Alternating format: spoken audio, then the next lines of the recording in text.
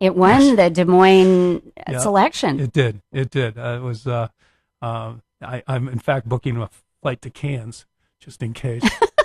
Great. Well, Alicia was in that too, and we talked to a lot of people. And as a matter of fact, Steve Matthews was here last week, and I gave him a hard time because I wondered why he never got kind of the romantic leads. I said, in Rejected, you got the romantic lead. He is an awful cute guy. I just was lucky. Yeah. Well, he's feeling kind of dejected. So I'll have to talk to him about that.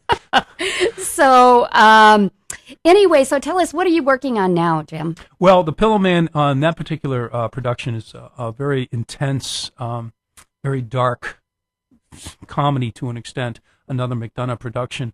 In this particular case, though, we're not doing it in Brogue. It's not set in Ireland, as the series that the Lonesome West was part of. So got that coming up in October, as you mentioned the dates, and with the last showing being on Halloween. So we think that'll be interesting, both from the crowd standpoint and us up on stage. After that, I'm just looking. I may audition for a piece that's coming up at the Playhouse, but also with the holidays coming on, we might have to take a little break. I see.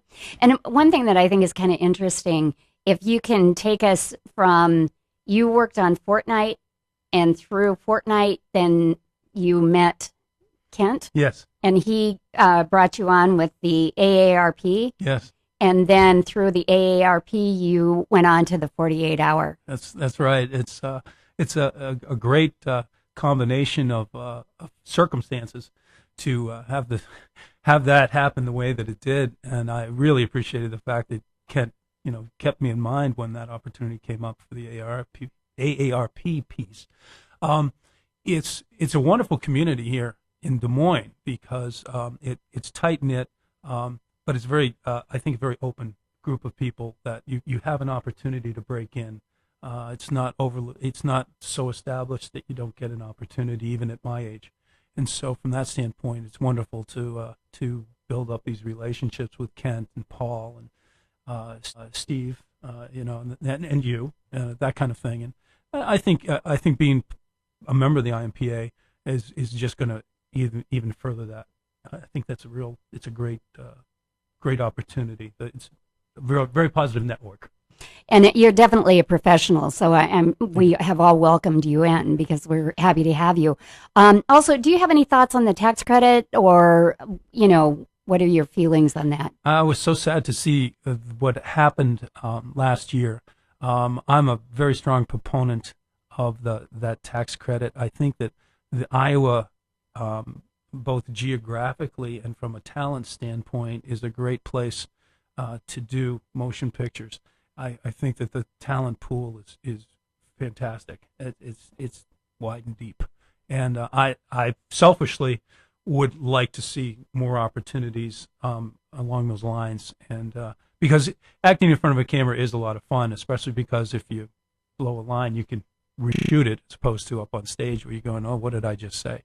But so from that standpoint, I hope that it's reinstated. I hope that it's properly run. I think it can be, and I think it can mean so much to Iowa. And having moved here from Massachusetts, folks out there, some of them are of the opinion that there's Boston and then there's San Francisco and there's nothing in between. And I'd like the country to see what Iowa has to offer in that regard. Well, very well said, Jim. Is there anything else you'd like our audience to know? I know you're working today, so you can't stick around too long, but is there anything else you'd like to let us know about you? Or? Well, I just it's been wonderful living in Iowa here for the last 22 years. Our family has grown up here, and it's and now with the social club and additional venues, I think I just suggest that people, if they can, get out, see some live theater, take advantage of what there is, because it'll just help it expand even further. And I'm just grateful for the opportunity. Great. Well, thank you so much, Jim. My pleasure. We sure appreciate you coming on. Okay. Thank you very much, Julian.